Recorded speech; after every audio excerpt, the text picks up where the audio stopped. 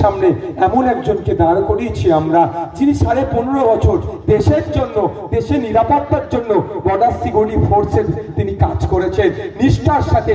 15টা বছর নিজের জীবন চলে যাবে দেশের মধ্যে কোনো অপশক্তি না ঢুকতে পারে, তার জন্য তিনি দেশকে পাহারা দিয়েছেন সীমান্তে।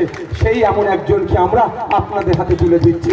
আপনারা যদি পার্লামেন্টে পাঠান, আমি বলতে পারি পার্লামেন্টে গিয়ে ঠিক 15 বছর ধরে দেশের জন্য তিনি জীবন উৎসর্গ করে দিল, উৎসর্গ করে দেব, কিন্তু কোনো অপশক্তি আমার দেশের দিকে না ঢুকতে পারে, তার জন্য জীবন চলে যাবে। বুক সিনা আগুনে বুক পেতে দেশের জন্য লড়াই করেছে, তার সেই ধরনের মানুষকে যদি আপনারা পার্লামেন্টে যা পাঠান, 5 বছর ধরে পার্লামেন্টে গিয়ে আপনাদের হয়ে লড়াই করবে, আপনাদের অভাব অভিযোগের কথাগুলো শুনে সেখানে পার্লামেন্টে গিয়ে উত্থাপন করবে। এবার আপনারা ডিসাইড করবেন কাকে পাঠাবেন, আপনাদের উপর নির্ভর করছে। কারণ ওই আমি রাতের অন্ধকারে 2000 টাকা আর বিরিয়ানির প্যাকেট দেওয়ার মতো আমার ক্ষমতা নয়, এই দিয়ে আমি ভোট চাইবো না। লাগিয়ে দেবো, দিয়ে ভোটটা নেবো, নিয়ে ক্ষমতায় বসবো, কথা আমি পারবো না। কারণ 2014 সালের আগে মোদিজিরা বলেছিল হিন্দু খাতরে মে হ্যাঁ, আর 2011 সালের আগে পুলক বাবুরা বলেছিল মুসলমানরা খাতরে মে হ্যাঁ। কি দেখছি এলাকায় যাদের দোকানদার, যারা ডেলিভার আছে, কি হিন্দু কি মুসলমান, বুকে হাত দিয়ে বলুন তো 2011-2014 সালের আগে যে অবস্থা ছিল, এখন আপনাদের অবস্থার পরিবর্তন হয়েছে? আপনারা লাভবান হয়েছেন না ক্রমশ পিছিয়ে যাচ্ছে? আপনারাই বলুন। এখন কি হচ্ছে? খাটনি বেশি হয়ে যাচ্ছে, ইনকাম কম হচ্ছে, ক্রমশ আমরা পিছিয়ে যাচ্ছি। তাই একজন হিন্দুকে বাঁচাতে এসেছিল আর একজন মুসলমানকে বাঁচাতে এসেছিল। ব্যাটারগুলো না হিন্দুকে বাঁচিয়েছে না মুসলমানকে বাঁচিয়েছে। ওইদিকে অমিত শাহ ছেলের ব্যবসায়ী 15,000 গুণ বৃদ্ধি পেয়েছে, এইদিকে মমতা ব্যানার্জির ভাইপোর আপনার সম্পত্তি রকেটের গতিতে বেড়েছে। আমার পাড়ার রাম কাকু, আমার পাড়ার রহিম চাচা সেই তলনিতে চলে যাচ্ছে। তাই আমাদের লড়াই হিন্দু মুসলমানকে বাঁচাবার লড়াই নয়, আমাদের লড়াই রাম কাকু রহিম চাচার যে সাংবিধানিক অধিকার হনন হচ্ছে সেটাকে বাঁচাবার লড়াই। হিন্দু মুসলমান বেঁচে আছে, বেঁচে ছিল, বেঁচে আছে, আগামী দিনেও থাকবে, কিন্তু তাদেরকে যারা লড়িয়ে ক্ষমতায় বসার চেষ্টা করছে, সেই বিভাজনের যারা কথা বলছে, এই বিজেপির বিরুদ্ধে আমাদের লড়াই। আর এই বিভাজনকে কাজে লাগিয়ে যে তৃণমূল ভোটটা নিয়ে সেই রাম রহিমকে অপদস্থ করছে, অপমান করছে, সেই তৃণমূলের বিরুদ্ধে আমাদের লড়াই।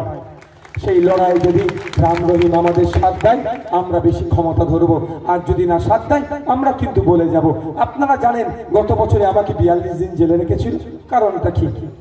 এত এমএলএ এমপি আছে, আমাকে রাখতে হলো। আমি বিধানসভায় গিয়ে রাম কাকার ছেলের হয়ে কথা বলি, রহিম চাচার ছেলের হয়ে কথা বলি, এটাই আমার অপরাধ। আমি বিধানসভায় যে প্রশ্ন করেছি মাননীয় মন্ত্রীদেরকে উত্তর দিতে পারে না। পুলাক বাবু, আপনি পুলাক বাবুকে জিজ্ঞাসা করবেন, যখন মন্ত্রীদের প্রশ্ন করি এই পুলাক বাবুদের বলবেন, এদের মন্ত্রীরা উত্তর না দিতে পেরে কি করে? মনে মনে ভাবে বেটাকে হয় বিজেপির দালাল, নাহলে মুসলমানদের দল বলে দেখে দিতে হবে, আর না হলে ভিতরে জেলের মধ্যে রাখতে হবে। কি করতে হবে? আমি প্রশ্ন করেছিলাম পুলাক বাবুদের এক মন্ত্রীকে যে আপনারা দলিত আদিবাসীদেরকে তো খুব ভালোবাসেন, ভালোবেসে একদম কেঁদে হাওড় হয়ে যান, তো বলুন যারা দলিত নয় তারা দলিত সার্টিফিকেট বার করছে, যারা শিডিউল ক্লাসেস নয়, এসসি যারা নয়, কাস্ট নয়, শিডিউল কাস্ট যারা নয়, তারা কিন্তু এসসি সার্টিফিকেট বার করে কি করছে? আমার দলিত ভাইদের যে চাকরিগুলোকে চুরি করে নিচ্ছে। হয়ে যাবে, এত দলিতদের ভালোবাসে। পুলক বাবু, মমতা ব্যানার্জি, অভিষেক ব্যানার্জি কেঁদে হাউর আদিবাসীদের জন্য, অর্থাৎ এসটি শিডিউল ট্রাইব সমাজের যারা, তাদের জন্য চাকরিতে সংরক্ষণ আছে, জানেন তো? শিক্ষা, স্বাস্থ্য, কর্ম, এতে তাদের সংরক্ষণ আছে শিক্ষা চাকরিতে। কিন্তু দুঃখের বিষয় তাদের দেখুন, যারা আদিবাসী নয় তারা আদিবাসী সেজে যাচ্ছে, যারা এসসি নয় তারা এসসি সেজে যাচ্ছে, মাল দিয়ে চাকরি নিয়ে নিচ্ছে।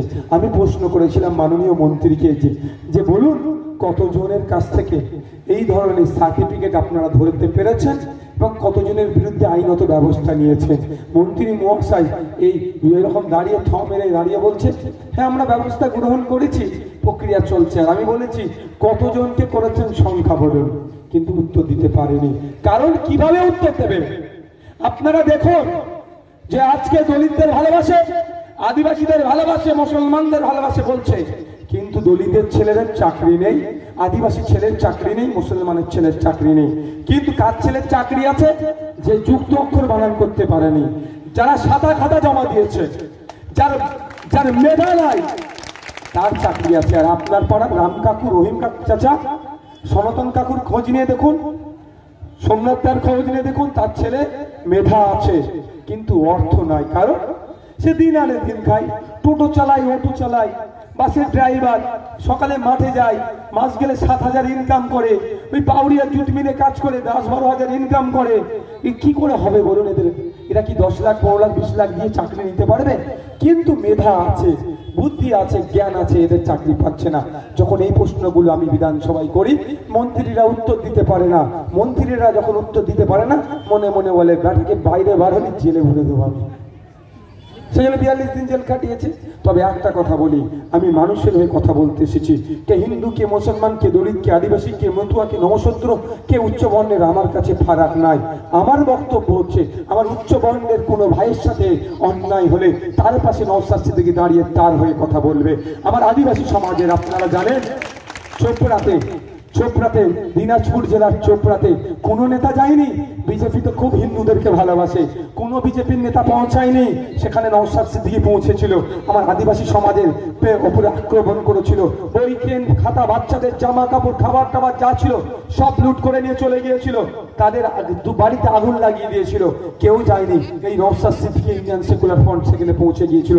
এই জন্যই গিয়েছিল, ভোটের জন্য যায়নি। সরকার পরিচালনার দায়িত্ব তুলে দিতে পরিচালনা করব, আর আমাদের পরিবর্তে মানুষ অন্য কাউকে দিলে সেই পরিচালনার মধ্যে কিছু ভুল হলে ওই বিধানসভায়, আইনসভায় ঢুকে প্রশ্ন করব। এতটুকু, এর থেকে বেশি নয়। আমি ছুটে গিয়েছিলাম কারণ ওখানে মা, আমি যতটুকু খবর পেয়েছিলাম, 2 দিন খাওয়া হয়নি তাদের। কোনো তৃণমূল, কোনো বিজেপি, কোনো আমাদের লাল ঝান্ডার বন্ধুরা কেউ পৌঁছায়নি। সত্যি কথা বলবো, ভয়ে কেউ যাবে না। কারণ মেন রাস্তা থেকে 3 কিলোমিটার মাঠের রাস্তাতে গিয়েছি, 3 কিলোমিটার থেকেও বেশি। সেখানে শুধু মাঠ, মানে ঢালাই রাস্তা বা মোরাম রাস্তা নয়, মাঠের আল ধরে ধরে গিয়েছি আমরা। সেই গাড়ি ওখান দিয়ে নিয়ে যাচ্ছে, গাড়ি বসে যাচ্ছে, তাও নিয়ে যেতে হচ্ছে। ধোঁয়া পেছন দিক দিয়ে বেরিয়ে যাচ্ছে গাড়ি, তাও নিয়ে গিয়ে ওখানে পৌঁছেছি। সে আমাকেও যেতে যেতে মাঝে মধ্যে ভাবছি, আল্লাহ কোথায় যাচ্ছি রে, বেঁচে ফিরবো তো? মানে সেই চা বাগানের ভিতরে একদম। কিন্তু সেখানে গিয়ে তাদের পাশে থেকে এবং লড়াই করে তাদের খাবার আমরা কন্টিনিউ প্রায় 15 থেকে 20 দিন চালিয়েছিলাম। ওরা বলেছিলাম যতদিন না সমস্যা হচ্ছে আমরা খাবার চালিয়ে যাব। কেন বলেছি? ভোটের জন্য নয়। সেখানে মানবতাকে হত্যা করা হয়েছে, আমার আদিবাসী ভাই বিপদে পড়েছে, তার পাশে ছুটেছি। আনিসকে হত্যা করলো, সর্বপ্রথম এফআইআর নিচ্ছিল না, থানায় গিয়ে নওশাদ সিদ্দিকী এফআইআর করিয়েছে। তা আনিস মুসলমান বলে কি তার কাছে এসেছি নাকি? না, আনিস অত্যাচারী, তার পাশে এসেছি। তাই বন্ধুগণ, আমাদের লড়াইটা হচ্ছে যারা অত্যাচারী, যারা বঞ্চিত, তাদের পাশে থাকা।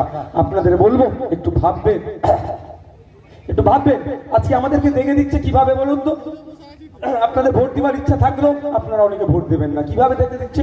এই যে মন্দির আছে না, এই খোঁজ নিয়ে দেখবেন যেটা মন্দির কমিটির সাথে আছে, বা বিভিন্ন মন্দির কমিটি, মন্দির বা দেবদেবীর নামে হিন্দু সমাজের পূর্বপুরুষেরা অনেক সম্পত্তি উৎসর্গ করে গিয়েছে, যে সম্পত্তিগুলো হস্তান্তরযোগ্য নয়, অর্থাৎ এই সম্পত্তিগুলো বিক্রি করা যায় না। এই পুলাক বাবুদের আমলে, এই মমতা ব্যানার্জিদের আমলে উন্নয়নের ছোঁয়া এমন পৌঁছেছে, বিএলআর অফিসগুলোতে এই মন্দিরের নামে, দেবদেবীর নামে সম্পত্তিও বিক্রি হয়ে যাচ্ছে। আমরা প্রতিবাদ করছি, আমরা বলছি এই সম্পত্তি ফিরিয়ে এনে দেবদেবীর নামে, মন্দিরের নামে ফিরিয়ে দিতে হবে। সাজদা আহমেদরা দিচ্ছে না, মমতা ব্যানার্জিরা দিচ্ছে না। আপনারা যদি আগামী দিনে আমাদের হাতে দায়িত্ব তুলে দেন, এখন যদি আপনাদের বলি পার্লামেন্টে যদি আমাদের পাঠান, আমরা পার্লামেন্টে গিয়ে এই পশ্চিম বাংলার এই দুরবস্থার কথা বলবো, ওখানে গিয়ে বলবো, আওয়াজ তুলবো, ওই সম্পত্তিগুলো দেবদেবীর নামে, মন্দিরের নামে ফিরিয়ে দেওয়া হোক, যাই সম্পত্তিগুলো বিক্রি করেছে। আর আগামী দিনে বাংলা পরিচালনার দায়িত্ব দিলে যে বিএলআর অফিসাররা এ কাজ করেছে আর যাদের নেতৃত্বে এগুলো হয়েছে, সব কটা বেটাকে ধরে জেলের মধ্যে ভরবো, মন্দিরের সম্পত্তি মন্দিরে দেবো, দেবীর সম্পত্তি দেবীর নামে আবার ফিরিয়ে দেবো। এই জন্যই হচ্ছে আমাদের দোষ। ও মুসলমানদের ছেলে, মাথায় টুপি, মুখে দাড়ি, ইন্ডিয়ান সেকুলার ফ্রন্ট, ও মুসলমানদের দল, ওর কাছে তোমরা যেও না। আপনারা ভোট দেওয়ার ইচ্ছে করলেও এমন ভাবে প্রয়োজন দিচ্ছে, আপনারা চলে যাচ্ছে। ওয়াকাফ প্রপার্টি উলুবেড়িয়ায় কম আছে?